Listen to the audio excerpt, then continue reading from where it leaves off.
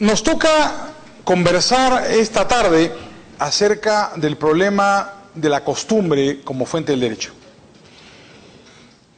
Ya hemos hablado, solo para recapitular un poquito, discutimos primero acerca del problema de las fuentes del derecho desde el punto de vista de la teoría económica y tratamos de explicar que, a diferencia de la visión formalista que el derecho nos transmite respecto de la teoría de las fuentes, la teoría económica quiere sugerir una aproximación dinámica al problema de cómo se originan las normas jurídicas.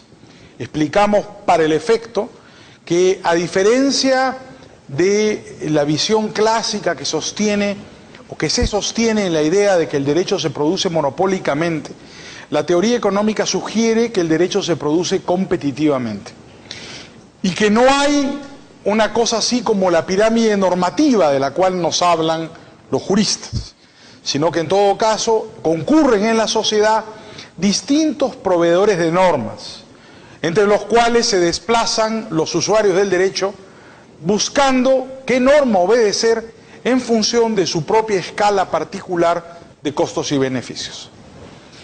Vimos también en el mes de febrero que en esa lógica competitiva entre las fuentes del derecho, la ley como fuente del derecho tenía una serie de características. Tenía ventajas y desventajas. Era muy eficiente en la medida en que, al oponerse a todos, al ser erga omnes, la ley podía introducir rápidamente situaciones, responder a problemas nuevos o presentar situaciones legislativamente abordables en una sociedad. Pero examinamos también que la ley tiene límites. El principal, que la ley es costosa. Limitación que generalmente es ignorada por los economistas y soslayada por los abogados. Siendo la ley costosa, a través de ella se pueden hacer muchas cosas, pero no se puede hacer todo. Los costos de la ley limitan las posibilidades de que la ley se convierta en una fuente del derecho universal y le establecen una serie de limitaciones.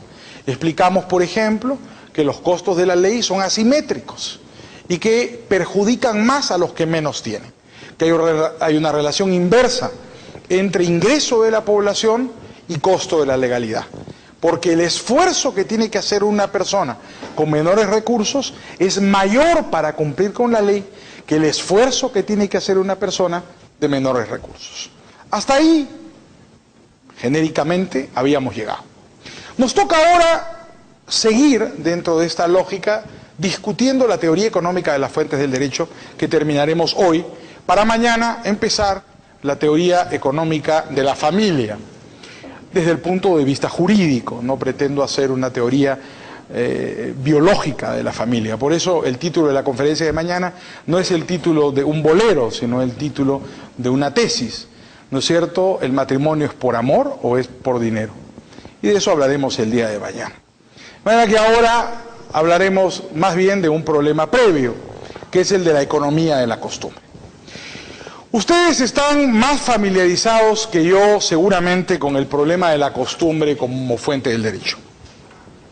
Todos ustedes saben que esencialmente en el mundo contemporáneo, en el mundo occidental, hay dos grandes tradiciones jurídicas. La tradición romano-germánica, que utiliza la ley como la fuente predominante, y la tradición anglosajona, que utiliza la costumbre como fuente predominante. De manera que en nuestra tradición jurídica tendemos a hablar generalmente de la ley como fuente del derecho. No obstante, en la tradición jurídica anglosajona, ser la costumbre la fuente principal. Cuando hablamos de costumbre como fuente del derecho, ¿qué estamos hablando? En el mundo del derecho civil, primero, sin entrar a hablar todavía de la teoría económica de la costumbre, el derecho civil distingue tres tipos de costumbre. Se habla de la costumbre secundum legem, se habla de la costumbre prater legem y se habla de la costumbre contra legem. Si ustedes examinan cualquier tratado de filosofía del derecho o de teoría general del derecho, verán que la costumbre es dividida usualmente en estas tres categorías distintas. La costumbre secundum legem es la costumbre de acuerdo a la ley. Es aquella costumbre que coincide con la ley. La costumbre prater legem, se escribe praeter, prater legem, es la costumbre indiferente de la ley. Donde no hay ley, hay costumbre. Y a esa costumbre, en ausencia de la ley, la teoría general del derecho, tradicionalmente, la denomina costumbre prater legem. Y finalmente, la teoría general del derecho distingue la costumbre contra legem. Es decir, aquella costumbre que está en contra de la ley. Aquel derecho o aquellas normas consuetudinarias, aquellas costumbres que están en abierta contradicción con la legislación. Hay tres, entonces, costumbres distintas de acuerdo con la teoría general del derecho. Según la teoría general del derecho también, no todas son fuentes del derecho. Si ustedes consultan la opinión contemporánea, verán que hoy día se sostiene que solo son fuentes del derecho la costumbre secundum legem, la que es igual a la ley, la que no contradice a la ley, y la costumbre prater legem, aquella que es indiferente de la ley. Sea cual fuere el texto al que ustedes recurran, encontrarán que contemporáneamente la opinión mayoritaria de la doctrina contemporánea sostiene que la costumbre secundum legem es una fuente del derecho. Aún los positivistas más extremos la reconocen. Y la reconocen por una razón. Kelsen decía que la costumbre solo es fuente del derecho cuando no contradice a la ley, porque en realidad no hace otra cosa más que repetirla. De manera que para él la fuente del derecho era la ley. Si la costumbre coincide con la ley, enhorabuena. En esa medida no hay discusión o no hay mayor discusión en la doctrina jurídica estándar en el sentido de considerar a la costumbre secundum legem como una fuente del derecho. Tampoco lo hay al considerar la costumbre prater legem como fuente del derecho. Las razones son generalmente estándar. Como no hay norma legal aplicable, lo que hay son usos consuetudinarios, se le reconoce a la costumbre capacidad jurígena, creadora de derecho. Por consiguiente, si es indiferente a la ley, no hay tema en conflicto, ha de admitirse a la costumbre en ese supuesto como fuente del derecho. El ejemplo clásico es el derecho mercantil. Desconozco las leyes guatemaltecas, sospecho que se parecen mucho a las peruanas. En general somos tributarios del derecho mercantil español, donde se reconoce un espacio notorio y notable en el derecho mercantil a la costumbre de los comerciantes. La costumbre del comerciante es fuente del derecho. La costumbre de la plaza, se dice en algunas legislaciones latinoamericanas, o la costumbre del comerciante. Se reconoce capacidad jurígena a los actos comerciales. ¿No es cierto? De manera que, como no hay norma legal aplicable, no hay contradicción alguna, se le reconoce su característica como fuente del derecho. Esa es la situación hoy. Si ustedes hacían esa pregunta antes de 1850, la respuesta hubiera sido, sin embargo, totalmente distinta. Nosotros creemos hoy día, casi como si fuera un principio general, que son fuentes del derecho solo la costumbre secundum legem y la prater legem. Pero no fue así siempre en la historia del derecho. En 1850 se pone en vigencia un código muy importante para América Latina, el Código de Cerdeña. ¿Por qué es muy importante el Código de Cerdeña para América Latina? Porque el Código de Cerdeña introduce por primera vez en la codificación universal la idea de que una ley solo se deroga por otra ley. La idea de que una ley solo se deroga mediante otra ley. Y es del Código de Cerdeña donde los codificadores latinoamericanos introducen esta idea como si se tratara de un principio general del derecho, y la repetimos hasta hoy en las facultades de Derecho de América Latina. La idea de que una ley solo se deroga mediante otra ley. Este no es un principio general del derecho, este es un principio general del positivismo jurídico. La idea de que el sistema jurídico es un sistema cerrado, donde solo las leyes derogan a las leyes, pretende independizar a la legislación de la costumbre.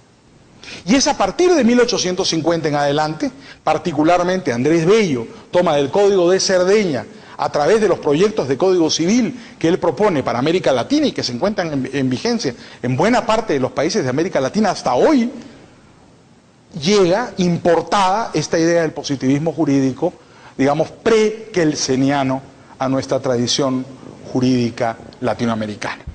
Pero hasta antes de 1850, la costumbre contra legem era también una fuente del derecho. Y se denominaba el desuetudo. El desuso derogaba la ley. Si ustedes examinan los libros de historia del derecho, verán que en toda la tradición jurídica romano-germánica y anglosajona, desde el principio de los tiempos hasta 1850, la costumbre podía derogar a la legislación. El simple desuso se consideraba derogatorio. Hay un fragmento de Juliano en el Digesto que claramente reconoce desde la codificación imperial tardía, recordemos que el Digesto es una codificación tardo-bizantina, al desuetudo como una forma de derogar leyes. El simple desuso derogaba a la ley. Esto se mantuvo así, la idea de que la costumbre contra legem también era una fuente del derecho, se mantuvo así a lo largo del derecho romano, del derecho romano imperial, del derecho escolástico durante la Edad Media, sea con los glosadores, los posglosadores, y posteriormente durante la Edad Moderna. Recién con los procesos de codificación se modifica esta idea y deja de tomarse en consideración la costumbre contra legem como una fuente del derecho. Sin embargo, por espacio de más de 1000 años, el derecho occidental reconoció al desuetudo, al simple desuso, como una forma de derogación consuetudinaria de las normas legales. Hasta ahí la visión tradicional del derecho civil. ¿Cualquier uso es una costumbre? ¿Cualquier conducta reiterada es una costumbre? El derecho civil tradicional nos dice que no. Hay muchos tratados sobre la costumbre. Podríamos recurrir a cualquiera, a uno anglosajón o a uno romano-germánico. Pero al que recurramos, tratará de distinguir claramente entre un uso y una costumbre. ¿Cuál es la diferencia? Según François Genis, para que un uso sea una costumbre, se requieren dos requisitos, uno objetivo y uno subjetivo. El objetivo es el uso inveterado, la inveterada consuetudo, y en segundo lugar, el subjetivo, la opinio necessitatis. No hay costumbre si no hay inveterada consuetudo y opinio necessitatis. Para que una conducta reiterada se convierta en costumbre, no basta con que un grupo de nosotros se reúna como hacemos aquí una vez al mes y acordemos, nos acostumbremos a tener un determinado tipo de conducta. Se requiere un largo periodo de tiempo donde de manera pública, reiterada y colectiva, un grupo de gente se comporte de la misma manera. A eso Genis le llama inveterada consuetudo. Un uso se convierte en costumbre cuando es reiterado y prolongado a lo largo del tiempo. Además, Genis considera que debe ser público y notorio. No hay costumbre clandestina. Se requiere un elemento de publicidad y de notoriedad para que haya realmente un uso que se convierta en jurígeno, que produzca consecuencias legales, la reiteración de una conducta. De manera que es una conducta regular, hay una regularidad en la conducta, pero producto a lo largo del tiempo, de manera que puede preverse, de manera que puede conocerse anticipadamente cuál sea el resultado de ese comportamiento. No solo se requiere inveterada consuetudo, no solo se requiere una reiteración prolongada en el tiempo, se requiere también un factor subjetivo muy importante que Jenny llama opinio necessitatis.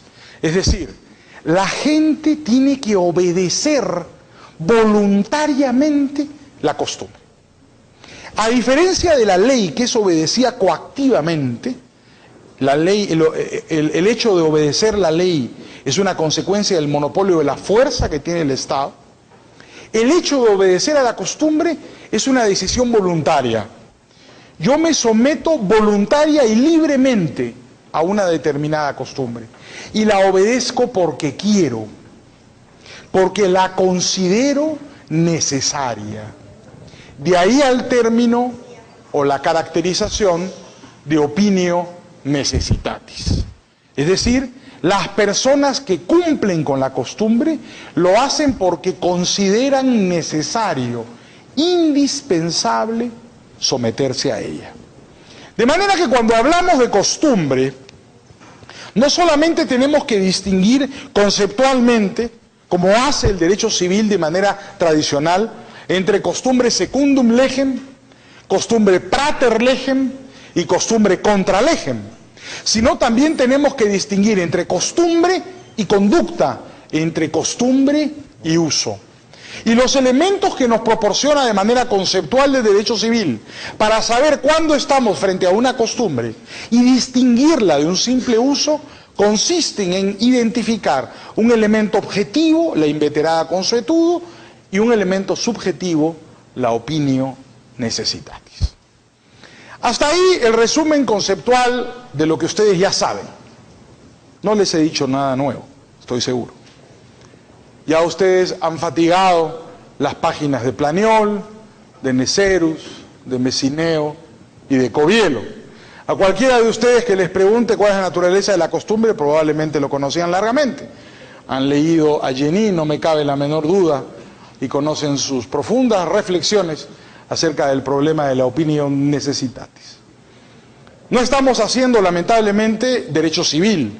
Me gustaría dictarles todo el curso de Derecho Civil, pero no tengo ni el conocimiento, ni la capacidad, ni la capacitación para hacerlo.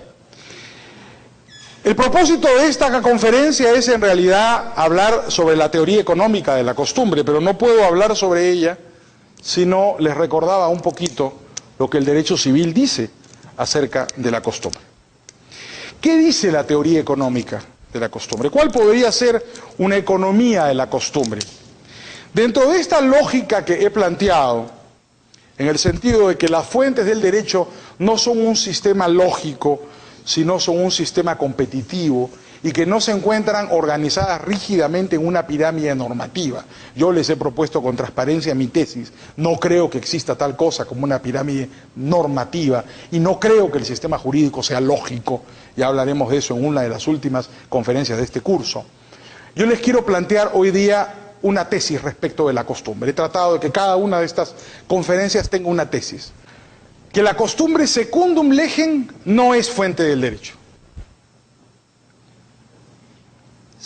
Que la costumbre pater legem sí es fuente del derecho. Pero que la fuente del derecho principal es la costumbre contra legem. Exactamente en discrepancia con lo que dice el derecho civil. El derecho civil cree que la fuente principal del derecho es la fuente secundum legem. Yo creo que no es fuente del derecho. Yo creo que la fuente del derecho por antonomasia es la costumbre contra legem. Y permítanme explicar brevemente los fundamentos de mi tesis. Por cierto, no pretendo que la compartan, pero por lo menos que la discutan. ¿Por qué sostengo que la fuente del derecho por antonomasia es la costumbre contra legem? Agotemos primero el problema de la costumbre Prater-Legem y quitémonosla de encima porque estorba, siempre ha estorbado. No hay discusión en general, ni para el derecho civil tradicional, ni para la teoría económica tal como yo la defiendo, con la costumbre Prater-Legem. ¿Por qué? Porque no hay conflicto. La costumbre Prater-Legem existe donde no hay legislación, por consiguiente, no hay duda, seamos juristas civilistas, digamos, seamos civilistas ortodoxos u heterodoxos, no hay duda de que la costumbre Prater-Legem es una fuente del derecho, porque no hay contradicción alguna con la ley. El problema se presenta cuando hay contradicción con la ley. Y los civilistas tienden a considerar, los civilistas y los publicistas, tienden a considerar, ¿no es cierto?, que en caso de contradicción la fuente del derecho es la costumbre secundum legem y no la costumbre contra legem. Yo sostengo que eso no es así. Para eso me voy a servir de una breve analogía biologicista. Primero, para terminar de plantearles mi argumento después. Inspirado por una conversación que acabo de tener con Joseph Cole, que está aquí presente, con el profesor Cole Jr., respecto de la importancia de la evolución, creo que uno de los argumentos más importantes que podemos plantear para tratar de explicar este problema, utilizando una especie de paralelo con la biología, lo podemos encontrar con la evolución. En general, la teoría económica del derecho es evolucionista y plantea que así como los cuerpos vivos, las instituciones evolucionan y se transforman evolutivamente. Pero, ¿qué es la evolución? ¿De qué estamos hablando cuando nos referimos al problema de la evolución? Debo confesarles que yo durante mucho tiempo viví deslumbrado por el concepto tradicional o tradicionalmente explicado de la evolución que uno ve en los documentales de National Geographic o de Animal Planet, ¿no?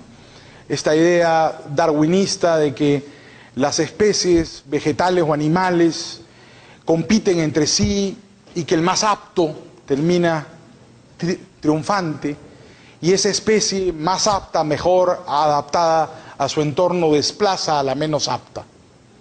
Esta idea evolucionista, el evolucionismo tradicional, creó un deslumbramiento conceptual muy sugerente en generaciones de intelectuales.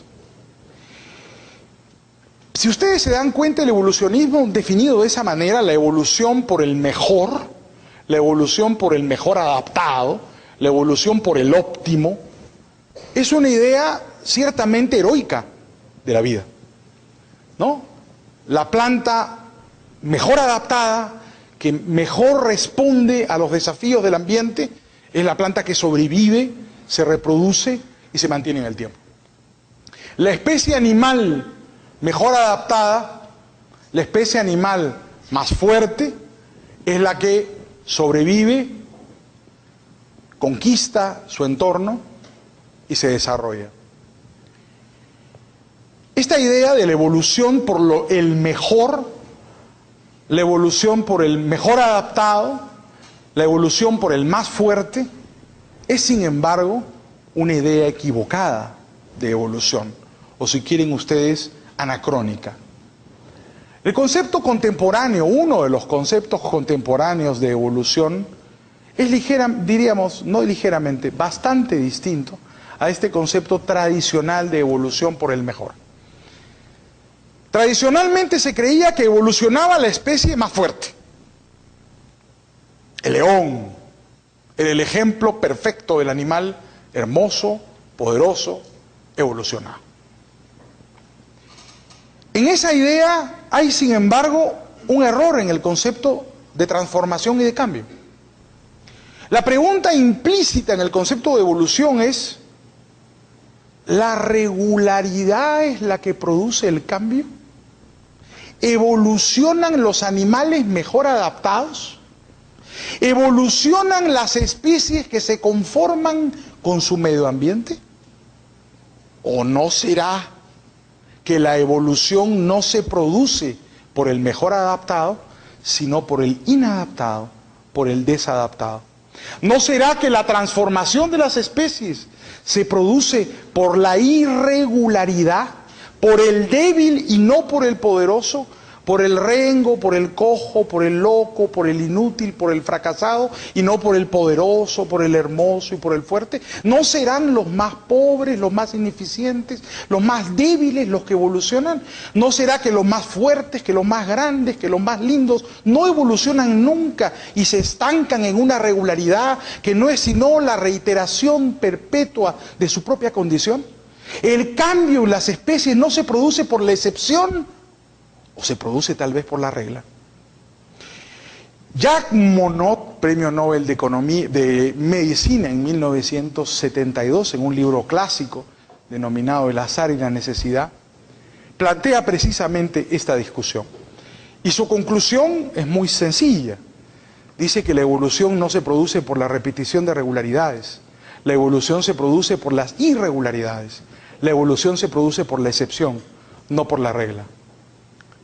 Los tiburones prácticamente están iguales desde la prehistoria. Son contemporáneos de los dinosaurios, no evolucionaron nunca. ¿Por qué van a evolucionar? Son casi perfectos, máquinas de matar, de vivir y de sobrevivir. Hasta en el lago Nicaragua, como ustedes saben, el único lago del mundo donde hay tiburones en agua dulce. Ahí están. ¿Cómo llegaron ahí? Nadie lo sabe. Es uno de los grandes misterios de la biología mundial, los tipos que estudian a los tiburones en el lago Nicaragua. Claro, ¿quién va a liquidar a los tiburones en el lago Nicaragua? Son los nicaragüenses, que los matan a palos para comérselos.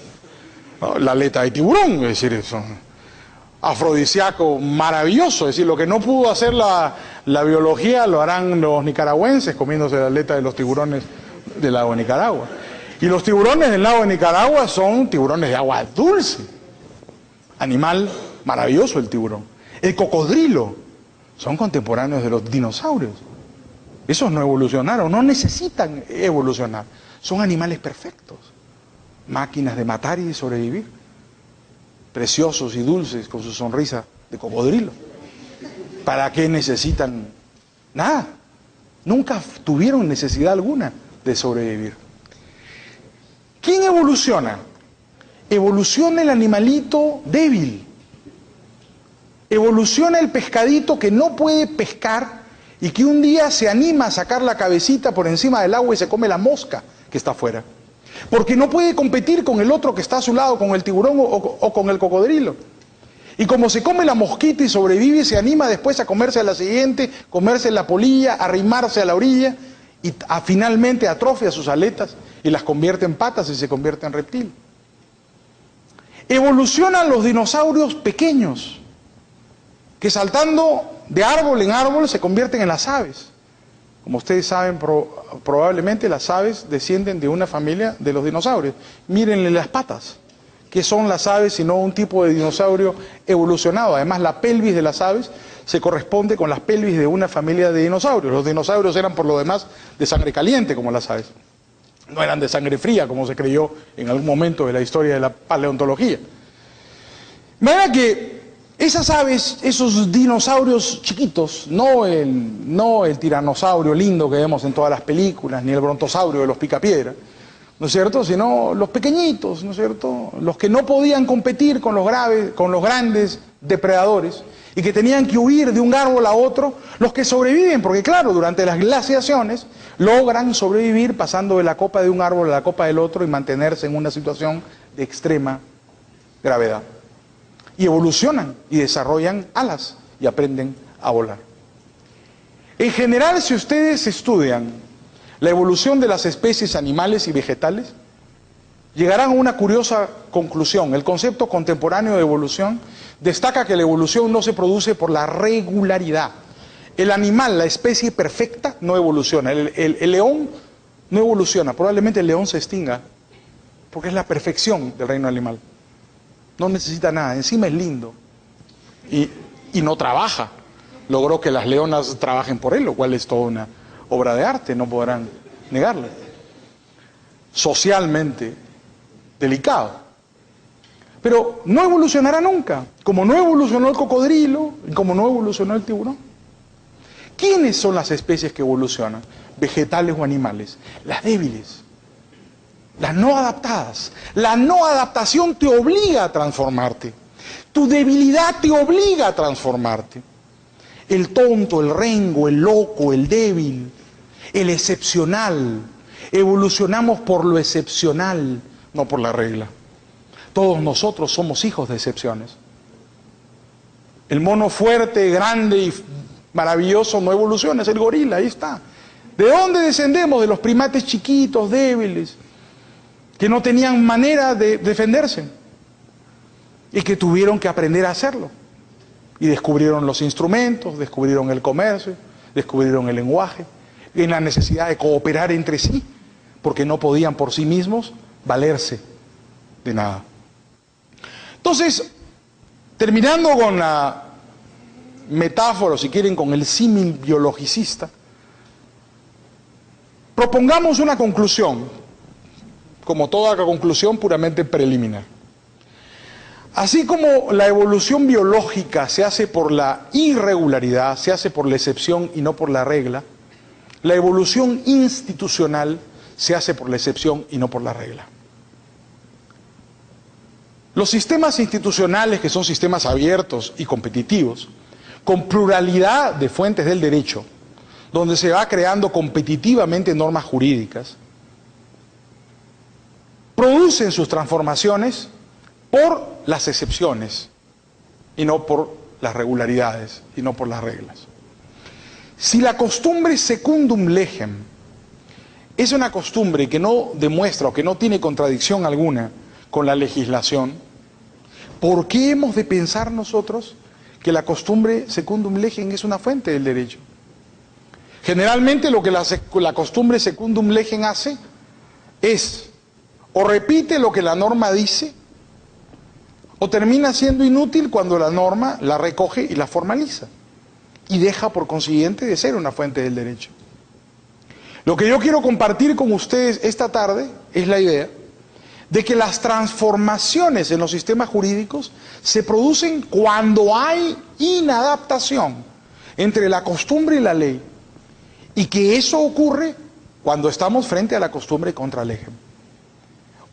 Cuando hablamos, por ejemplo, de cómo se transforma un sistema jurídico, veremos que lo que ocurre es que hay una contradicción entre lo que la gente hace en la práctica y lo que las leyes dicen. Y cuando esa contradicción se produce es porque hay una contradicción entre ley y costumbre contra legem. La pregunta es, ¿qué predomina? Social, política y económicamente hablando, cuando hay contradicción entre la ley, la letra de la ley y la realidad. Como rápidamente concluiremos, termina imponiéndose previsiblemente la realidad. De manera que las consecuencias de la costumbre contra legem siempre terminan imponiéndose a la legislación. La costumbre contra legem significa que la evolución institucional se produce en el momento de contradicción entre ese uso inveterado, esa opinión necessitatis y el texto de la norma aplicable legislativamente a la circunstancia concreta. Producida esa contradicción, el sistema cambiará por efecto de la costumbre contra legem. De manera que la costumbre contra legem no es solamente una fuente del derecho, es tal vez la fuente del derecho por antonomasia la que produce la transformación de los sistemas jurídicos, porque es la quiebra de la regularidad, es la aparición de la excepción y la conversión de la excepción en una nueva regularidad. Alf Ross, el célebre realista escandinavo, ha escrito páginas sugerentes sobre este problema. Por supuesto, desde una perspectiva sociologista, no desde una perspectiva económica o clásica, digamos. Desde su punto de vista, lo que interesa en los sistemas consuetudinarios es la praxis, porque la praxis produce la aparición de instituciones. La gente, sin preverlo, sin deliberarlo, como consecuencia de su cooperación, produce órdenes no deliberados.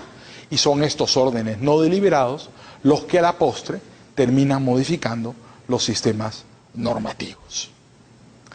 Ejemplos podemos encontrar muchos en nuestras sociedades.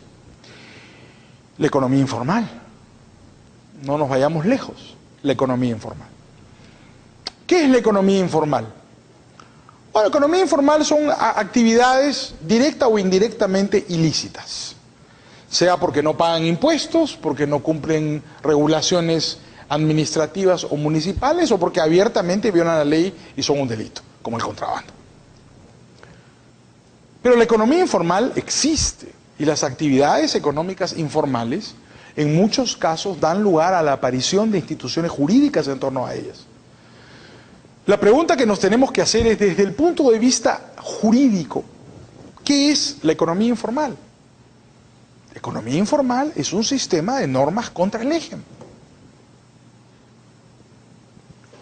Ustedes vayan, en el Perú le llamamos pueblo joven, no sé cómo le dicen aquí en Guatemala, pero los barrios creados por invasión, las barriadas, las ciudades satélite, las callampas le dicen en Chile, hay distintos nombres en toda América Latina. Pero si ustedes van a estos barrios informales, llamémosles de esta manera, ¿qué van a encontrar ustedes?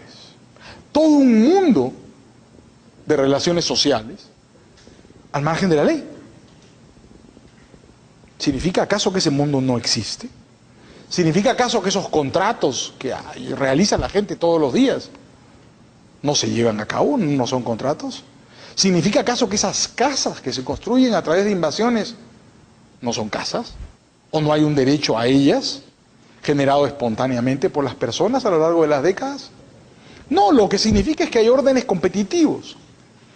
Y en este caso sistemas alternativos que desafían la normatividad legal. El profesor Dante Cracoña, un distinguido jurista argentino, él es un civilista clásico. Sin embargo, tiene un célebre tratado sobre las fuentes del derecho, donde al discutir el problema de la costumbre contra legem, distingue entre dos tipos de costumbre contra legem.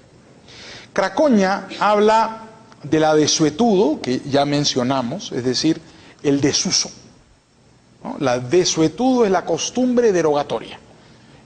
El desuso que deroga una ley. Y lo distingue de la letra muerta. Él habla de dos tipos de costumbre contra ley. La desuetudo, cuando el gobierno o el Congreso aprobó una ley que es derogada consuetudinariamente por la población, y la distingue de la letra muerta, que son aquellas normas legales que nunca tuvieron vigencia. Para referirse a un hecho muy importante, la costumbre contra legem puede tener dos efectos en el sistema jurídico. Puede haber una norma legal que rige, pero es derogada por la costumbre, y ahí estamos frente al problema de la desuetudo. O puede haber una norma legal que nunca rige, y siempre rige la costumbre, a la que él denomina letra muerta, y distingue de esta manera entre desuetudo y letra muerta. Si ustedes se dan cuenta, la historia de América Latina, y probablemente en todos los sistemas normativos podamos encontrar ejemplos de esta relación funcional, está llena de experiencias en las cuales se producen o desuetudos o letras muertas, o una norma nominalmente vigente es derogada consuetudinariamente, o simplemente una norma nunca es aceptada ni reconocida en la realidad. No sé si les he puesto el ejemplo, pero es un ejemplo que siempre pongo porque me parece particularmente interesante para ejemplificar el primer caso, el de desuetudo. En América Latina, en el Perú con toda claridad, creo que en Guatemala es igual, alguna vez vi el Código de Guatemala, existe el denominado principio de accesión. Es un principio que viene del derecho romano. Según el principio de accesión, el propietario del suelo es el dueño de lo que se edifique sobre él. Se dice el propietario del suelo es dueño de la fábrica. Este es un principio romanista. Esto viene del derecho romanista. La idea de que uno gana por accesión lo que le adhiere a su terreno. ¿No? Si tú construyes en una finca tu casa, es tu casa. porque tú eres el dueño de la finca. Si tú construyes en un terreno urbano el edificio, eres dueño del edificio, porque lo construyes sobre una propiedad tuya, ¿no? Digamos, la propiedad del terreno se transmite a la propiedad de lo que se adhiere en él, sea una industria, sea un comercio, sea un edificio, sea una vivienda, sea un jardín o lo que fuere. Y dice además la tradición romanista que se extiende hacia arriba los aires o hacia abajo el subsuelo en función de la utilidad del propietario. El principio de accesión es un venerable principio del derecho romanista. ¿Qué ocurre con el principio de accesión? Ocurre con el principio de accesión una cosa muy curiosa. Cuando se comienza a producir en América Latina el proceso de invasiones de los terrenos urbanos y rurales, digamos, ha habido siempre un proceso, pero de que la invasión se convierte en una costumbre, de que sean fenómenos aislados, a que sea una institución que haya inveterada consuetudo y opinio necessitatis, transcurren algunos años. El proceso de invasiones urbano es un proceso que se genera a partir de la Segunda Guerra Mundial en América Latina. Si ustedes examinan la historia social de la propiedad en América Latina, de la Segunda Guerra Mundial en adelante, verán que se caracteriza por un proceso de invasiones del campo a la ciudad. Gente que llega, después de la Segunda Guerra Mundial, a las distintas ciudades de América Latina, se instala ahí e invade terrenos públicos y privados. Ese es el hecho social. Ahora, ¿cuál es el hecho jurídico implícito en ese hecho social? La derogatoria del principio de accesión por una costumbre contra el eje. Permítanme explicárselo.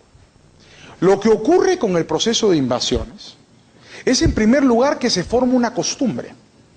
Transcurren 30, 40, 50 años de ese uso, se convierte en una inveterada consuetudo. La gente comienza a adquirir su propiedad por invasión. Se convierte la invasión en un modo originario de adquirir propiedad. Y termina derogando por desuetudo el principio de accesión.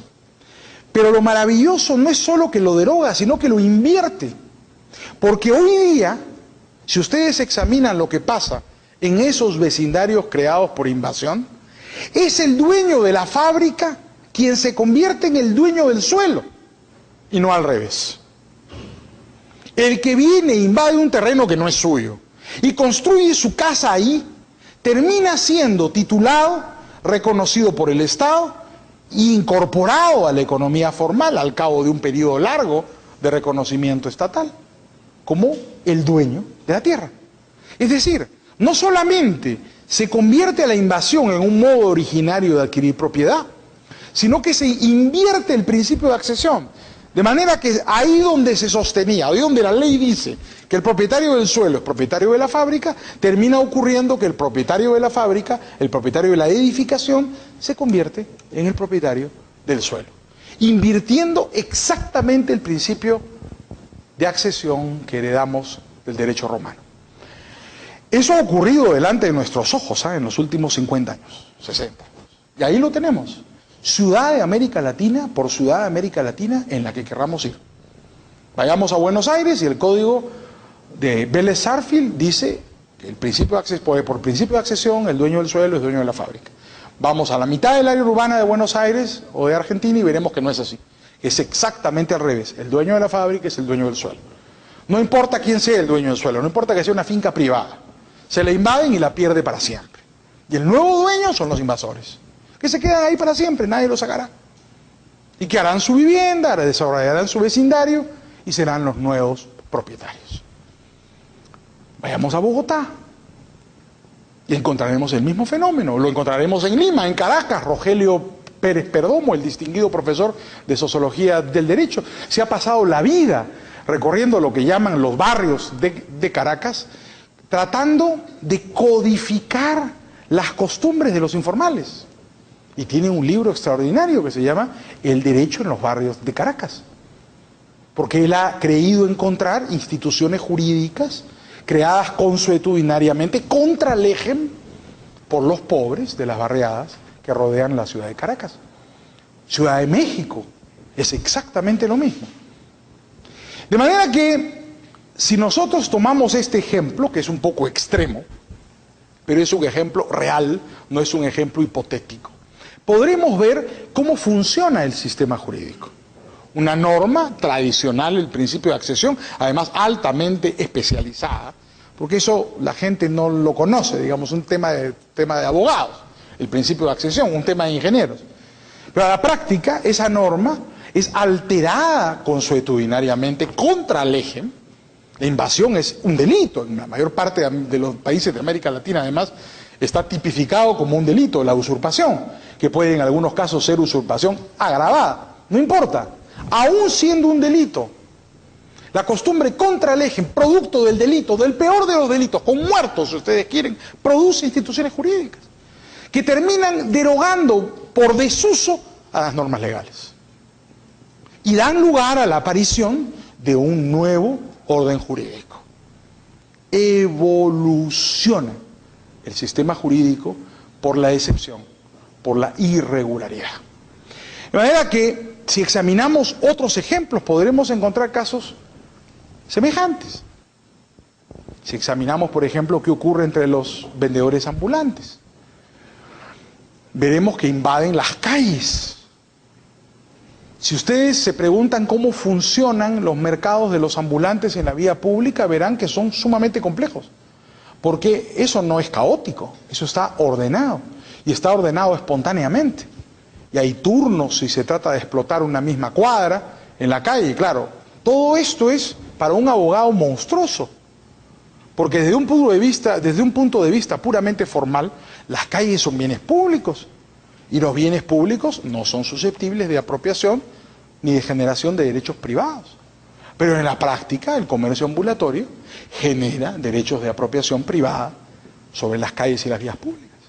Y nada de eso podría legalmente ocurrir. Nada de eso sería lógicamente posible en el sistema normativo. Pero lo es. ¿Por qué? Porque la costumbre contra legem es fuente de derecho. La costumbre contra legem produce consecuencias. La costumbre contra legem es jurígena.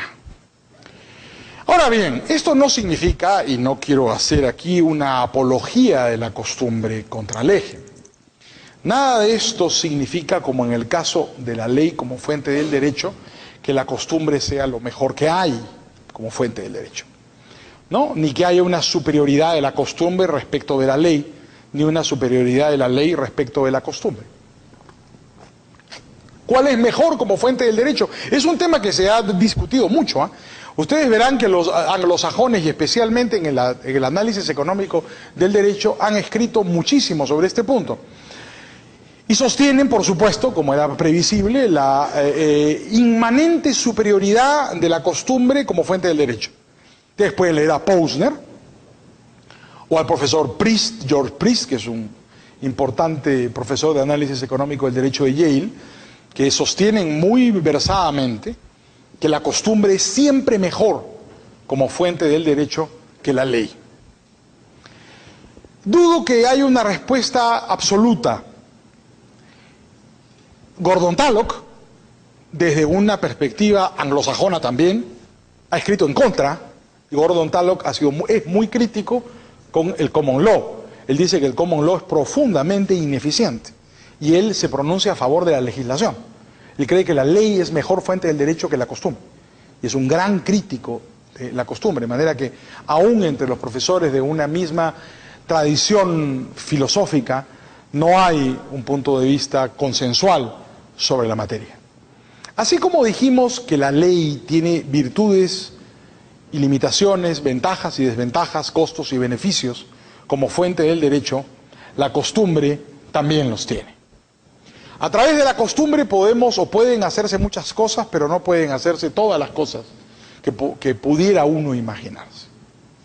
Lo principal que se tiene que entender es que la costumbre es un proceso espontáneo y no deliberado, mientras que la ley es un proceso deliberado y artificioso. El legislador puede provocar o promover la ley que le apetezca. Eso no significa que se vaya a cumplir. Como vimos, hay un problema de costos en la ley que pueden hacer que la ley se incumpla. La costumbre nunca se produce deliberadamente. La costumbre es un proceso espontáneo, no deliberado, sin un designio previo, no es diseñada por nadie. Es consecuencia de la cooperación entre las personas. A través de la costumbre, sin embargo, es posible organizar sistemas jurídicos. De hecho, los países más ricos sobre la tierra son de derecho consuetudinario, señaladamente la Gran Bretaña y los Estados Unidos. De manera que, aunque nos puede parecer muy caótico un sistema consuetudinario sin leyes, es posible organizar un sistema jurídico a través del derecho consuetudinario. Ustedes saben que esto llega a tal condición que, por ejemplo, en Inglaterra no existe ni constitución escrita. Claro, eso no significa que no haya constitución. La constitución inglesa es una constitución histórica, pero no hay una constitución escrita, como sí lo hay en la tradición norteamericana, francesa o la latinoamericana, que abusa de textos constitucionales. ¿Cuáles son las grandes ventajas y las grandes desventajas de la costumbre como fuente del derecho? La gran ventaja de la costumbre como fuente del derecho es su adaptabilidad. La costumbre no es otra cosa más que la realidad, la sociedad, la humanidad autogobernándose. La costumbre se adapta perfectamente a la sociedad. Por definición, la costumbre es derecho con vigencia social. No hay disparidad entre la sociedad y la norma jurídica en el derecho consuetudinario. Porque solo es derecho consuetudinario aquello que la gente acepta voluntariamente. De manera que el problema de legitimidad de origen que existe en los sistemas positivos no existe en la normatividad consuetudinaria. La gran vigencia social de los sistemas normativos consuetudinarios es su enorme riqueza. La sociedad se refleja en el derecho, se ve identificada en él. Su adaptabilidad es una consecuencia. Ahí donde en los sistemas positivistas tratar de producir una ley que sea obedecida por la sociedad es un acto de ingeniería, muchas veces falaz e inútil, en los sistemas consuetudinarios es casi la lógica consecuencia natural del funcionamiento del sistema. En los sistemas consuetudinarios la costumbre se descubre, no se crea. ¿Quién la descubre? Los jueces, que son los grandes legisladores, y los parlamentos, que reflejan la opinión de esos jueces y la existencia de las costumbres. De manera que el sistema se autorregula competitivamente. Por eso Posner y el profesor Priest destacan enormemente esta riqueza y esta enorme capacidad de selección de la norma mejor aplicable al mejor caso que existe en los sistemas consuetudinarios. Inclusive utilizando una analogía con Darwin, George Priest plantea lo que él llama la teoría del litigio selectivo. Como en los sistemas consuetudinarios, el sistema norteamericano señaladamente, son los jueces los que identifican a la costumbre, y en esa medida los jueces son los legisladores, porque son los que al identificar la costumbre aplicable al caso específico dicen qué es el derecho. Sostiene Priest que los jueces buscan la mejor solución posible para cada caso, y a través de una adaptación caso por caso van creando lo que él llama el litigio selectivo, la mejor solución posible que es aplicada a cada caso, y es copiada, emulada por los otros jueces. Esto es presentado como una intrínseca superioridad del sistema consuetudinario frente al sistema de la ley positiva escrita. Por cierto, eso no significa que el sistema consuetudinario no tenga limitaciones y defectos. Frente a su vigencia social y a su gran capacidad de adaptación, la costumbre como fuente del derecho tiene, sin embargo, algunas limitaciones muy importantes. Hay costumbres generales Carlos Santiago Nino, el gran filósofo del derecho argentino, profesor de Yale, prematuramente desaparecido, sostenía que en realidad la costumbre puede ser un espejismo. Pensemos por un minuto en esta idea. No hay sociedades uniculturales. Todas las sociedades son pluriculturales. Al ser pluriculturales, ¿de qué costumbre o a qué costumbre nos referimos cuando hablamos de una costumbre como fuente del derecho? A la costumbre mayoritaria. ¿Cuáles son las costumbres mayoritarias en sociedades pluriculturales? Bueno, la respuesta es muy compleja, porque las minorías morales pueden tener objeciones de tal magnitud frente a costumbres mayoritarias que planteen un auténtico problema de derechos individuales al momento de determinar cuál es la costumbre jurídicamente aplicable a un caso. O al revés, piensen por un minuto que en un grupo religioso minoritario, por ejemplo, en Alemania, los musulmanes, pero mayoritario, por ejemplo, en Turquía, ¿pueden seguirse por sus normas consuetudinarias los turcos en Alemania?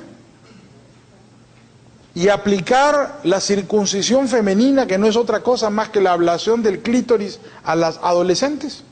De hecho, un problema en toda Europa, porque lo practican sobre todo los árabes del Magreb en secreto y mutilan a sus niñas.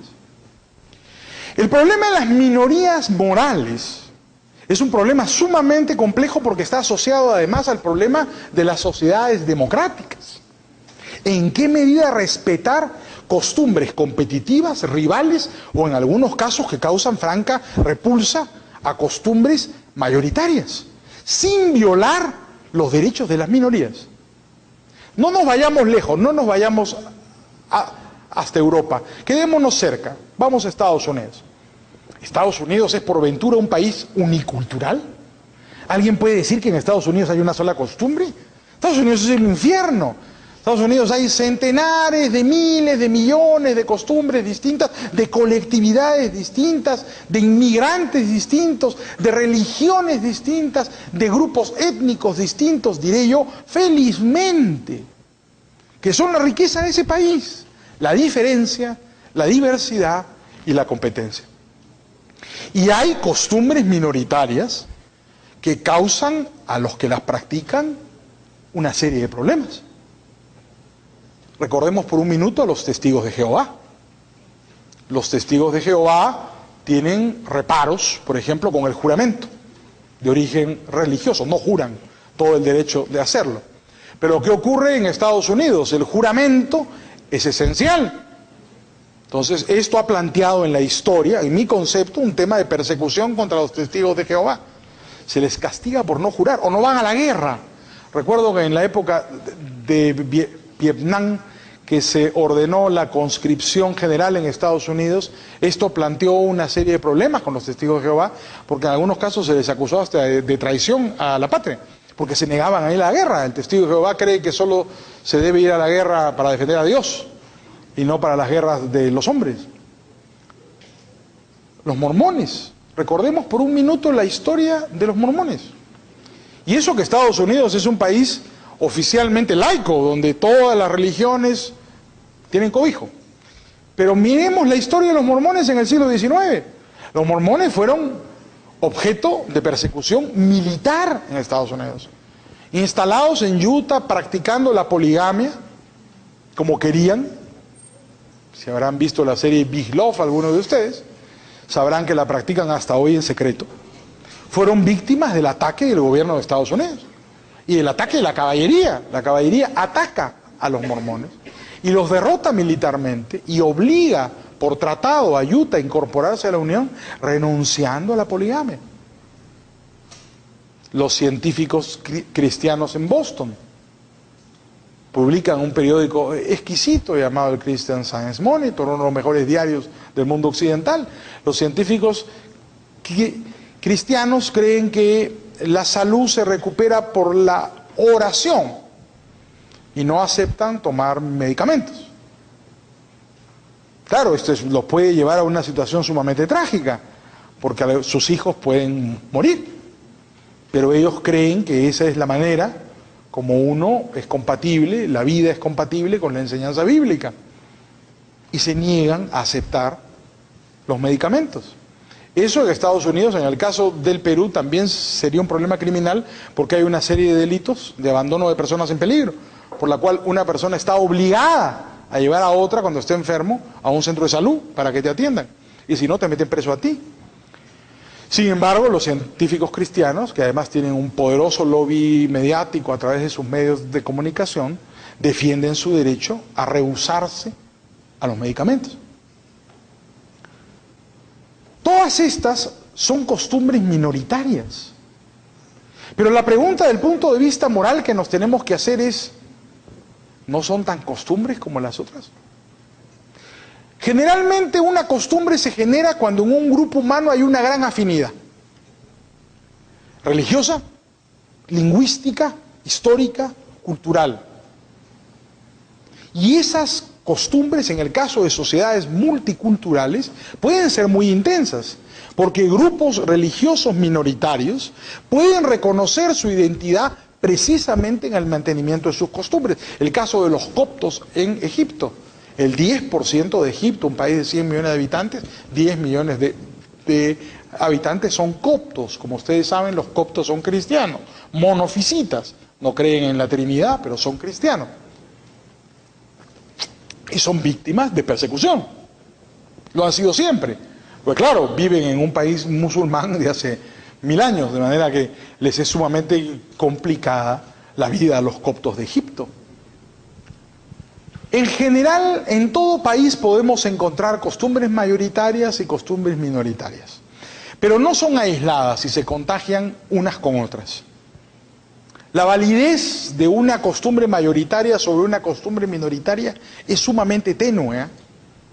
Y generalmente los jueces tienen muchas dificultades para decidir qué costumbre aplicar. Tienden a aplicar la costumbre más cercana a las personas involucradas. El juez tiende a aplicarle a las personas su costumbre, no la costumbre ajena. En los sistemas de derecho común, los jueces tratan de resolver el caso por la costumbre aplicable a las personas, no por la costumbre en abstracto. Y esto, por supuesto, refuerza el sistema. La conexión entre costumbres mayoritarias y costumbres minoritarias, producto de la competencia, es también muy intensa. Les pongo el caso del Perú, que es el país que conozco. No sé si se repetirá aquí en Guatemala, ustedes me dirán. En el Perú hay un sistema matrimonial consuetudinario, que tiene un nombre quechua. Quechua es la etnia indígena heredera de los incas, digámoslo así.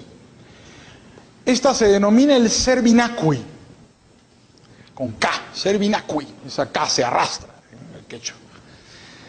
En el Servinacui, que es denominado matrimonio a prueba, los chicos de 16 años y las chicas de 14 son autorizados a probar un matrimonio. No es una convivencia común y corriente, es un matrimonio a prueba. Es decir, según sea la costumbre del lugar, porque en algunos casos la chica es raptada por el novio, y en otros casos, como en las comunidades altas del Cusco, la vieja capital de los incas, se practica el combate ritual por las mujeres. Esto no es un cuento que les cuento. Si entran ustedes por Google a Internet, busquen una costumbre que se llama el chariarje, con Che y J, chariarje. El chariarje es el combate ritual, como los romanos con los sabinos. Se produce una vez al año en las comunidades altoandinas del Cusco, en la cual los chicos jóvenes de 16 años, en edad núbil, pelean por las mujeres, y las mujeres, las chicas entre 14 y 16 años son reunidas en la parte alta de las montañas, y en el valle descienden todos los muchachos de 16 años en edad núbil de las comunidades quechuas y pelean a muerte, a hondazos, por las mujeres. Los triunfantes, por supuesto, esto es después de 3 días de grandes fiestas y de mucho alcohol, y pelean de una manera bastante singular, totalmente borrachos. Todos los años muere gente, ¿eh? Los que quedan en pie escogen a la que quieren y se la llevan. Y las que no son escogidas son pues para los que van quedando inconscientes, o algunas se quedan viudas prematuramente. El Servinacui es una vieja tradición andina que los españoles respetaron porque los españoles llegaron solos al Perú. No había españolas.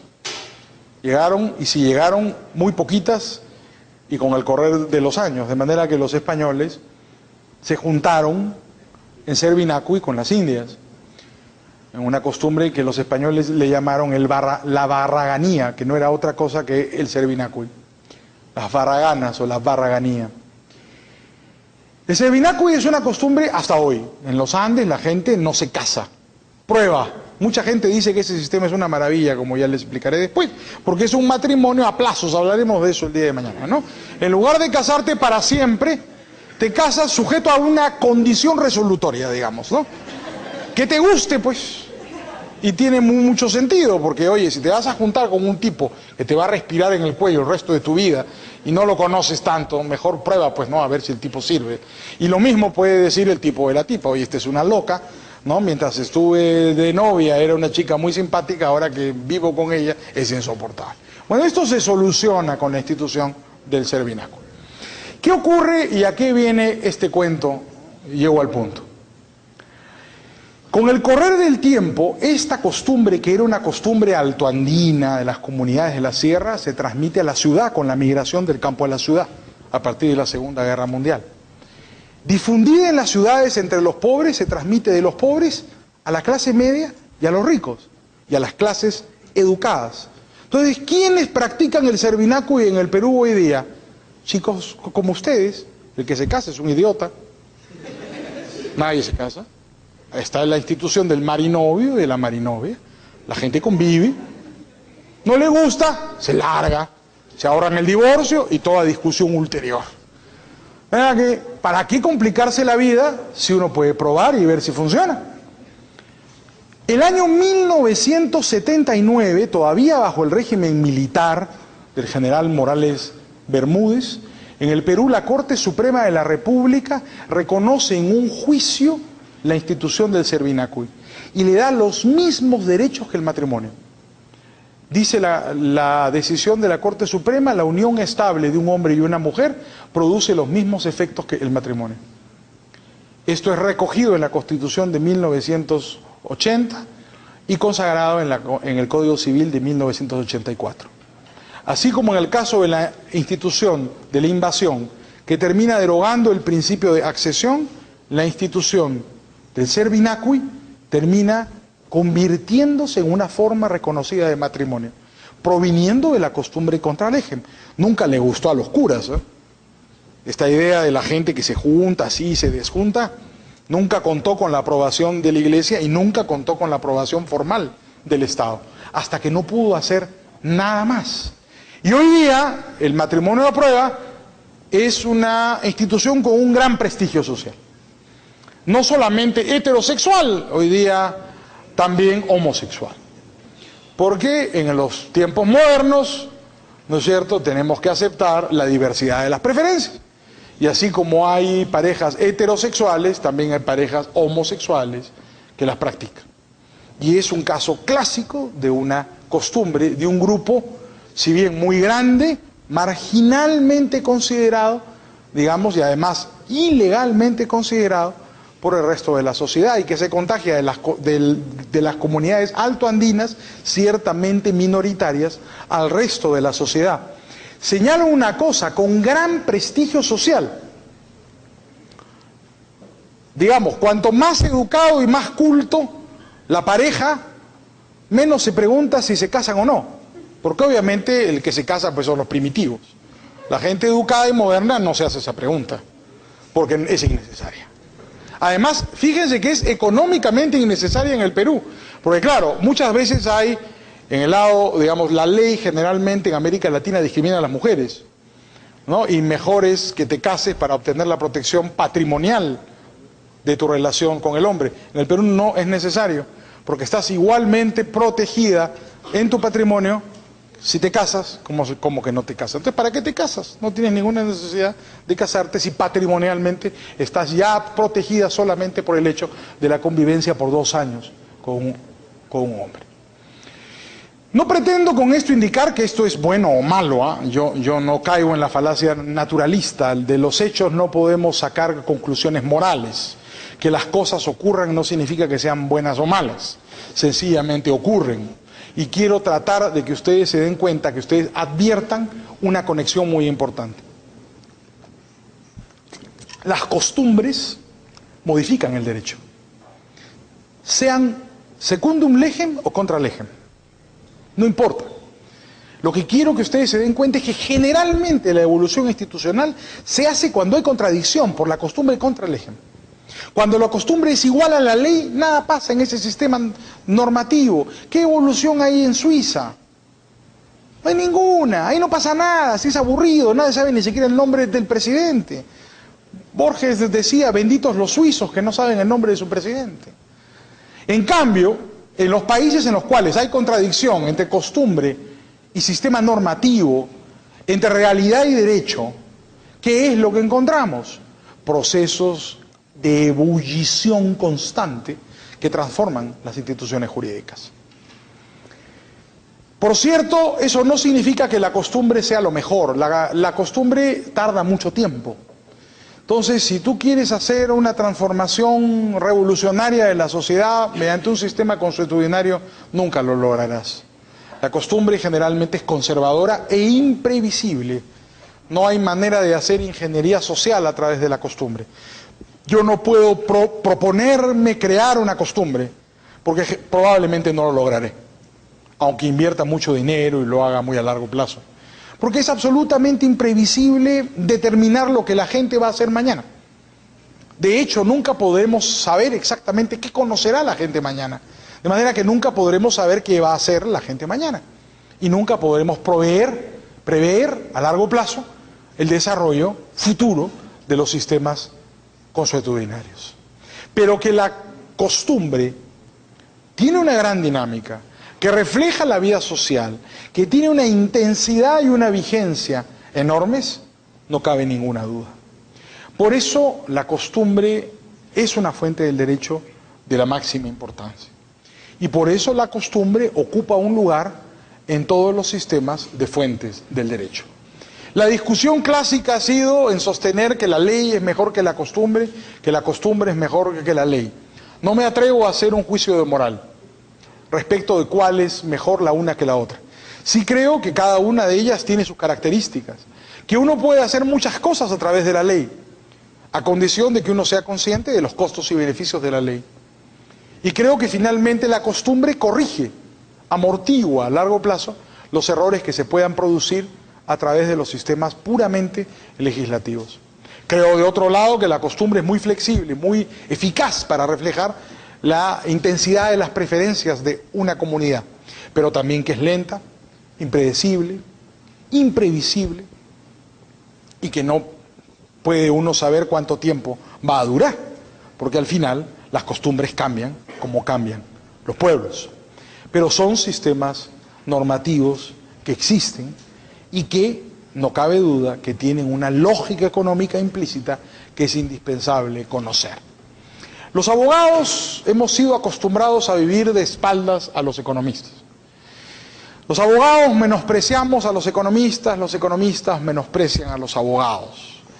De este menosprecio recíproco surgen muchos errores.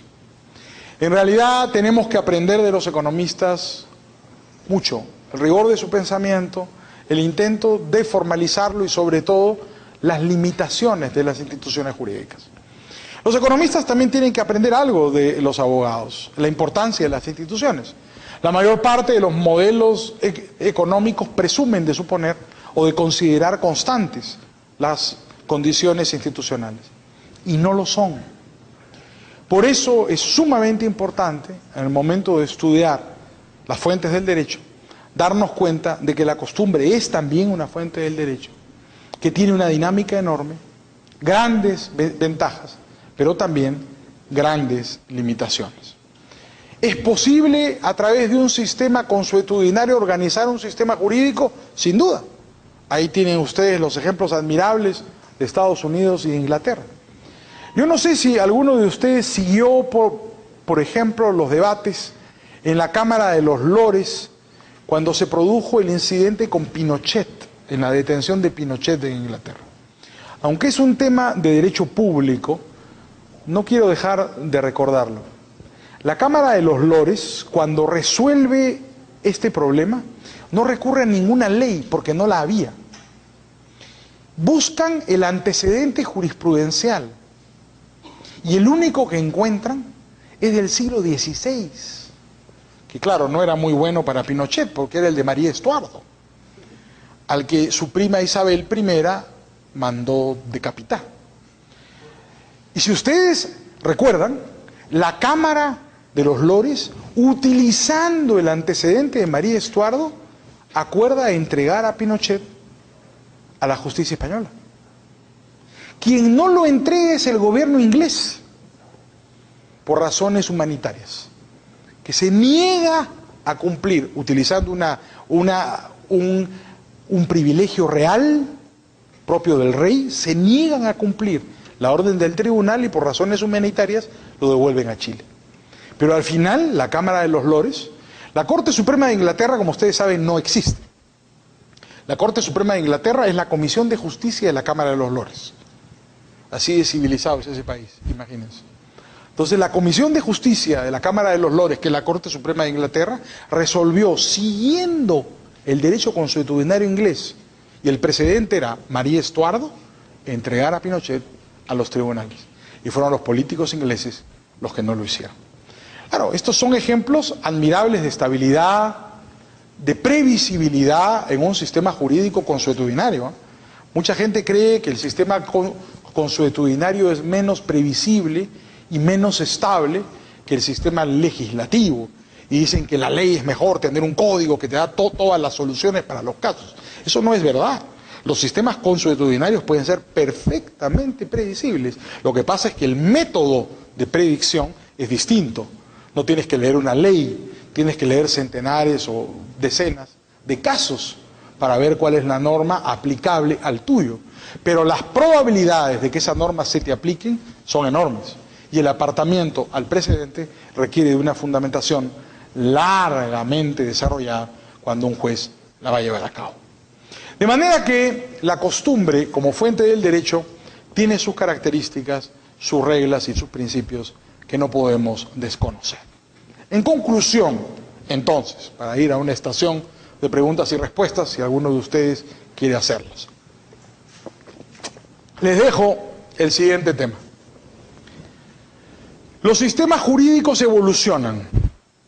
No evolucionan por las regularidades, evolucionan por las irregularidades. Se evoluciona por la excepción, no por la regla.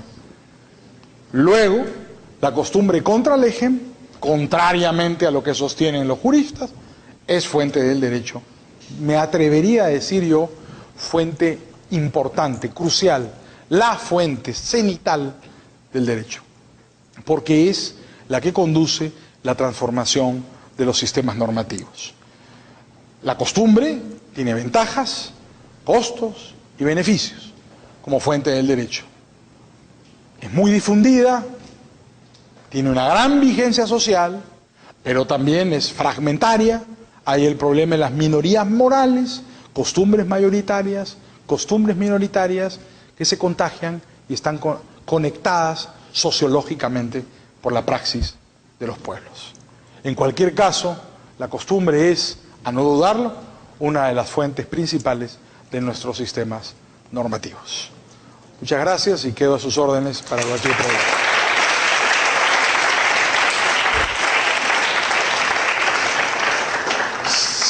Muchas gracias. Si es que hay alguna pregunta.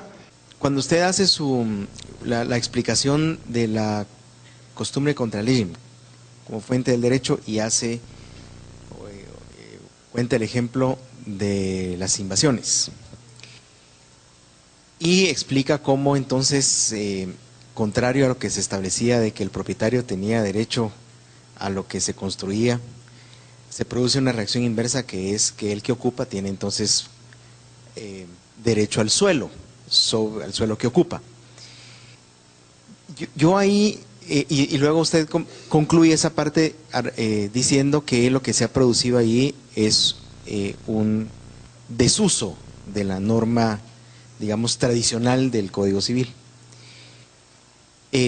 Después hace usted de una manera magistral el ejemplo que cuenta sobre las costumbres quechuas de su país. Sin embargo, lo que a mí me queda de duda es, en el primero de los casos, a mí me cuesta asimilar que lo que haya sea un desuso de la normativa que protege el derecho de propiedad. Entiendo bien la otra parte en la institución del matrimonio, pero yo entendería más el desuso, por ejemplo, cuando la norma de alguna manera se vuelve obsoleta y las personas en sus relaciones particulares ya no la usan, dejan de acatarla. Pero me cuesta trabajo entender, digamos, la legitimidad de la institución que se está creando cuando proviene de un acto contrario a la ley escrita, como en el caso del delito de usurpación. Por ejemplo, nosotros en Guatemala tenemos un reglamento, no sé si los alumnos lo conocen, que es el reglamento de buhoneros. Eso es una institución totalmente de la época colonial. Son los vendedores ambulantes, especialmente de carbón, ¿verdad? Y sin embargo está vigente. Ahora, eso, como ya no existe, ha caído en desuso, como por ejemplo una norma que no recuerdo si estaba en el Código Militar antiguo, donde hablaba de que los oficiales podían usar caballo y tenían que amarrarlo en la parte de afuera de los establecimientos. Entiendo esa parte y entiendo ahí el desuso y la generación del derecho por parte de la costumbre al no aplicar esa norma que se considera obsoleta. Donde me cuesta trabajo es identificarlo cuando su generación, por la costumbre, viola otro derecho, que sería el derecho de propiedad del dueño de la parcela que ha sido invadida. Si pudiera comentar sobre eso, se lo agradecería. A ver, este es un tema sumamente polémico porque, claro, hay aparentemente la colisión entre el derecho de propiedad del propietario invadido, ¿no es cierto?, y el derecho expectaticio de los invasores. ¿Qué dice la teoría económica? Bueno, la teoría económica es bien complicada en esta materia porque la teoría económica en general se manifiesta defensora de los invasores. Si ustedes leen a Posner, hay un caso muy polémico, si lo quieren revisar, es el caso Kellogg versus New London, en la cual la Corte Suprema de Estados Unidos hace 2 años recogió la tesis posneriana que voy a explicar aquí en este momento. ¿Qué sostiene Posner? Que cuando hay un predio en disputa, debe dársele el derecho de propiedad a la parte que le dé el mayor valor. Entonces, si hay unos tipos que son invasores, que invaden un terreno que no está siendo utilizado por su propietario, el sistema jurídico, económicamente, debe darle la propiedad a aquel que le dé el uso más valioso. Y justifica así, por supuesto, toda la conquista del oeste, la invasión a México, California, Texas, Alaska y todo lo demás. No, pero la tesis es esa, es una tesis sumamente polémica, porque claro, hay muchos que sostienen el principio sacrosanto de la propiedad privada, la idea de que también es un derecho del propietario la especulación, no hacer algo. El tema en discusión aquí es ese, cómo se expresa el valor a un bien en disputa, ¿no? Es decir, no usar un bien es expresar valor, porque si yo soy el dueño y no lo uso es porque no es económicamente rentable usarlo. De repente lo estoy reservando ya no como finca, sino para un desarrollo urbano. La ciudad ha comenzado a crecer, ya no tiene sentido que siembre café, ¿no es cierto? O en el caso peruano, que siembre algodón. Bueno, ahora todo ha subido de precio, así que todo es rentable hasta sembrar maíz. Pero digamos, en esa hipótesis, uno haría un cálculo de qué va a ganar más. ¿no es cierto?, utilizando el predio con un propósito rural para sembrar o dejarlo especulativamente para hacer un desarrollo inmobiliario. De eso trata el caso Kelo versus New London. El caso Kelo versus New London, que lo pueden ver en internet, yo les sugiero que lo hagan porque es un caso bien polémico, ¿ya? Dice lo siguiente: la familia Kelo en la ciudad de New London tenía una casa frente al mar y esa casa es expropiada por la ciudad de New London para vender la casa junto con otros terrenos a unos tipos que van a hacer un centro comercial. Entonces la familia Kelo pelea hasta la Corte Suprema de Estados Unidos diciendo, pero eso no es una expropiación por razones de utilidad pública. Me quitan mi casa en la que he nacido y que era la casa de mi madre y de mi abuela por 150 años frente al mar para dárselo a unos tipos que van a hacer un mall. Si usted me dijera que es para hacer un hospital o pasar una carretera, bueno, se metería en los estándares clásicos de la expropiación. Pero para que unos terceros, unos particulares, hagan un mall, bueno, la Corte Suprema de Estados Unidos ha fallado de manera dividida, recogiendo la tesis de Posner, que hay que darle el derecho de propiedad, hay que asignar el derecho de propiedad al uso más valioso. Y un mall es más valioso que una casa, sorry señora, se lo quitan. Eso está recogido por sentencia de la Corte Suprema de Estados Unidos. O sea, por supuesto, el profesor Posner está muy contento porque sus ideas, sin que él haya llegado todavía a la Corte Suprema de Estados Unidos, y ya llegará pronto, ya han comenzado a ser recogidas por la jurisprudencia de Estados Unidos. Pero claro, ha habido un enorme debate. Inclusive, Posner cree que la sentencia tiene una serie de efectos, pero hay un debate gigante dentro de la teoría económica del derecho, del llamado Law and Economics, en el análisis económico del derecho, respecto del caso Kelo versus New London, que es finalmente el caso, es un caso análogo al tema de los invasores. Es decir, si vienen unos invasores que se meten a mi finca o a mi terreno, sea terreno público o privado, ¿quién tiene mayor derecho? ¿Quién debería ser reconocido por el derecho? La respuesta del derecho clásico es el propietario. La respuesta de la teoría económica es el invasor. Ahora, aquí también hay lugar al debate, porque, por lo menos yo he escrito, respecto de que la tesis posneriana tiene un problema de origen. Posner dice, privilegia el mayor valor inmediato y no a largo plazo, porque nada nos hace pensar, así es, no hay manera de saber, ¿no es cierto?, que de repente en esa finca se hubiera podido hacer, ya no digamos un mall, que es una cosa frívola, una fábrica para desarrollar centenares de miles de empresas, y eso es frustrado por la invasión, y que hacen ahí un vecindario que propiamente no le expresa un mayor valor de largo plazo, sino hasta probablemente un menor valor. Y ese es el problema, digamos, cómo se ajusta el valor en el tiempo. Pero la discusión es esa. ¿A quién se le debe atribuir el derecho?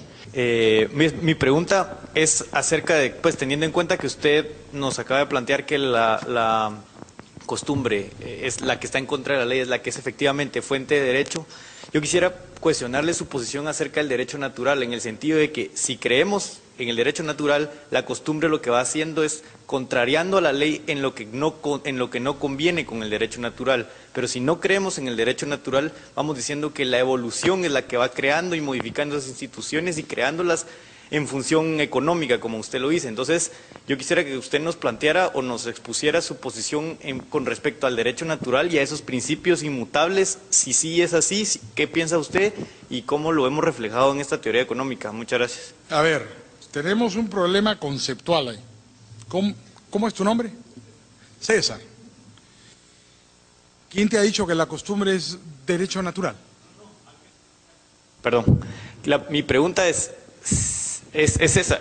Pues de fondo lo que yo quisiera que usted me contestara es su posición del derecho natural. De hecho, pues si usted me pregunta, yo no creo en el derecho natural, pero eso era lo que yo quiero que me diga. Si usted, ya, ¿tú quieres que yo te diga eso? Bueno. No, yo quiero que usted me diga cuál es su posición con respecto al derecho natural. Me vas a obligar a dar toda una conferencia, pero voy a tratar de ser muy sintético para contestar dos cosas. La primera, en ningún tratado justnaturalista van a encontrar ustedes a la costumbre como derecho natural, ¿ah?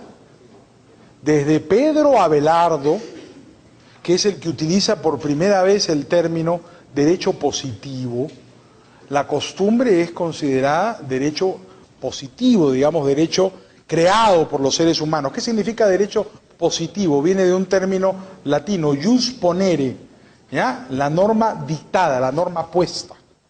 ¿Ya? Entonces, la idea clásica es que el derecho natural, digamos, que el derecho consuetudinario como la ley son producto de los hombres, en un caso producto deliberado y en otro caso producto no deliberado.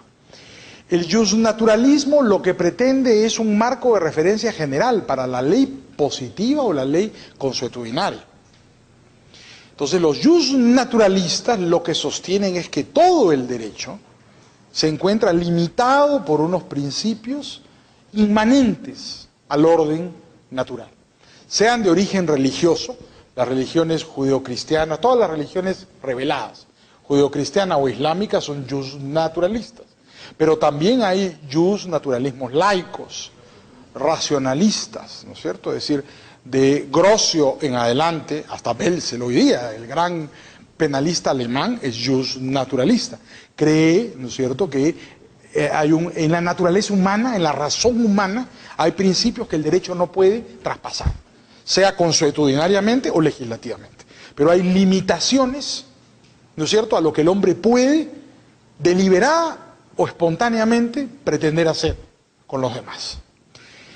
¿Cuál es el problema? Y esto voy a la segunda parte de tu pregunta. ¿Cuál es el problema con el derecho, con el justnaturalismo? Digamos, el justnaturalismo es una gran tradición jurídica. Si tú me dieras a escoger, prefiero ser justnaturalista que positivista. Y prefiero ser justnaturalista que positivista porque el positivismo no te previene contra el abuso. El justnaturalista sí. Si tú lees, por ejemplo, a San Raimundo de Peñafort, él dice que toda costumbre es superior a la ley. Toda costumbre, sea local, general, parcial, pequeña. Cuando hay una contradicción entre ley y costumbre, a la costumbre. ¿No? Entonces, los justnaturalistas tienen unos instintos que tienden a la limitación del poder, que es la esencia del liberalismo. Finalmente, la esencia del liberalismo es la limitación del poder. Entonces, el justnaturalismo tiende a la defensa del individuo, tiende a la defensa de los derechos de las personas de una manera sumamente, digamos, más previsible que el positivista, que en realidad deja el derecho como producto de la pura administración de la fuerza. Por supuesto, hay justnaturalismos y positivismos. En general, si te das cuenta, hoy día hay un renacimiento del justnaturalismo, sobre todo alrededor de la gran prédica de Robert Alexy y la doctrina de los derechos humanos. ¿No? Toda la filosofía de Robert Alexy y la doctrina de los derechos humanos de Nuremberg hasta hoy es justnaturalista. ¿No? Entonces hay un renacimiento, el positivismo entró en una cierta crisis moral a raíz de la Segunda Guerra Mundial, que si bien sigue siendo una doctrina de gran prestigio intelectual, políticamente el justnaturalismo, que está implícito en la doctrina de los derechos humanos, ha adquirido una fuerza enorme y no discutible. ¿No? Esta idea de que hay delitos de persecución universal, de que hay delitos imprescriptibles, de que hay de lesa humanidad, de jurisdicción universal, es el retorno al justnaturalismo medieval. La idea de la jurisdicción universal era Roma. Roma tenía autoridad universal y al final la apelación a Roma era el principio de la jurisdicción universal. ¿Cuál es el problema del justnaturalismo? En mi concepto, bueno, hay muchos, pero en mi concepto hay uno esencial, que Hume define maravillosamente en el Tratado de la Naturaleza Humana. En el Tratado de la Naturaleza Humana, Hume plantea un problema que la filosofía anacrónicamente ha venido a denominar el problema de la guillotina de Hume. Digo anacrónicamente porque Hume con guillotinas no tuvo nada que ver, aunque fue embajador de Inglaterra en Francia, justo en el periodo prerevolucionario. ¿Y por qué se le denomina el problema de la guillotina de Hume? A ver, Hume plantea la separación fuerte entre lo prescriptivo y lo normativo. ¿Qué dice Hume? Hume dice que de proposiciones descriptivas no se pueden sacar conclusiones normativas. De los hechos no se deducen valores. Que ocurra algo no significa que sea bueno o malo. Los valores, los sistemas éticos no se pueden deducir de los hechos, porque eso es una falacia lógica. La separación entre lo descriptivo y lo prescriptivo, entre lo normativo y lo descriptivo, él lo plantea como una separación tajante, fuerte. Por eso dicen los filósofos el problema de la guillotina de Hume. Él guillotinó los hechos de la moral. De los hechos no se concluye moral. De los hechos no se concluye derecho. Los sistemas jurídicos son sistemas morales. Los kantianos dirían a priorísticos, pero Hume no usó ese término. ¿No es cierto? Son sistemas independientes, la moral es independiente de los hechos. Las cosas están bien o están mal. Y los hechos no tienen nada que ver con que estén bien o que estén mal.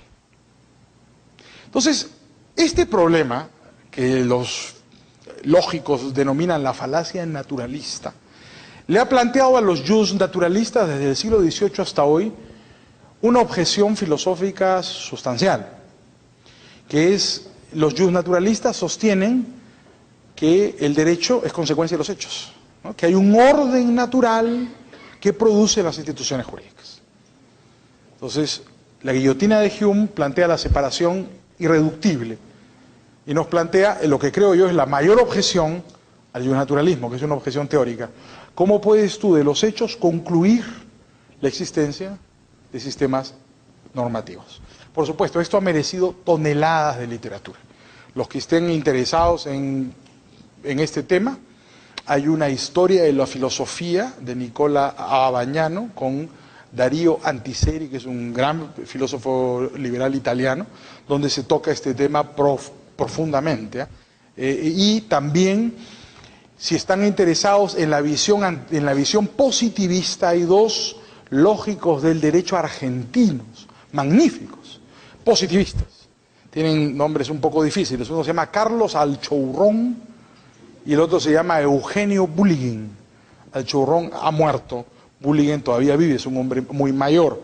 Han publicado la mayor parte de su obra en México, ¿no? Y tienen textos muy importantes de lógica y de filosofía del derecho. Ellos son unos, digamos, si bien utilizan mucho a Hume, tienen también una visión crítica de esta posición de la separación fuerte entre lo descriptivo y lo prescriptivo que plantea Hume en el Tratado de la Naturaleza Humana. De manera que, digamos, sin ir más allá, porque como te dije, eso es toda una conferencia, la podemos discutir para cuando ustedes quieran. Yo diría, ¿por qué no soy jus naturalista? Por eso. Yo soy praxeologista. Yo creo que el derecho es una creación no deliberada de la cooperación de los seres humanos y que no es producto de la naturaleza ni del orden racional, tampoco producto de la ley, sino producto de la acción humana y no de la voluntad humana. ¿Alguna otra pregunta? Bueno, les agradezco nuevamente por su presencia.